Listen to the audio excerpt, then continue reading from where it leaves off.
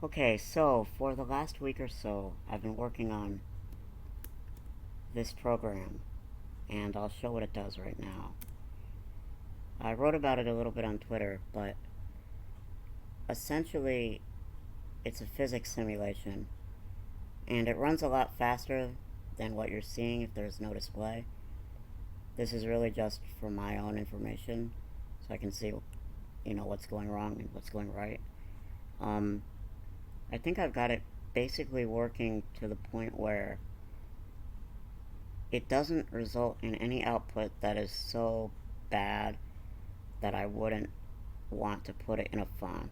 And so I'm calling what I have right now done.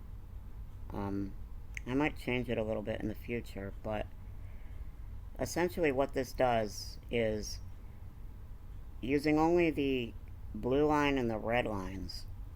So the blue line is the path of the cursive letter, and then the red lines are lines that come from other software and describe arrows. Using only those two lines, obviously we already were able to draw the outline of the letter and then the outline for the arrow. However, something that I was struggling to figure out was how to put the numbers for the stroke order, and I finally figured that out. It took me a little bit to get right, but I'm quite confident in this now. Essentially, I realized that if I looked at the problem as a physics particle simulation problem, then the solution's pretty obvious.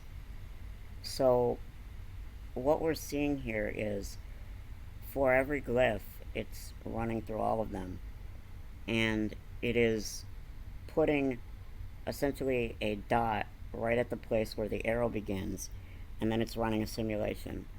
So all this is then is just attraction and repulsion of the different points. So all of the points along the glyph spline and along the arrow repel the dot, and then all of the there's a single point that kind of tethers it to the arrow, so that's right where the arrow starts. And using basically what they call a spring, you connect that, and essentially all of the forces work together to give you the final result as to where the numbers showing the stroke order will be. It leads to some pretty good output. Yeah, I think it stopped here because there's no space glyph, but that's alright. It's pretty much working, almost working, so I'm going to keep working on this, and eventually I'll be able to compile a font using it, but that is my update.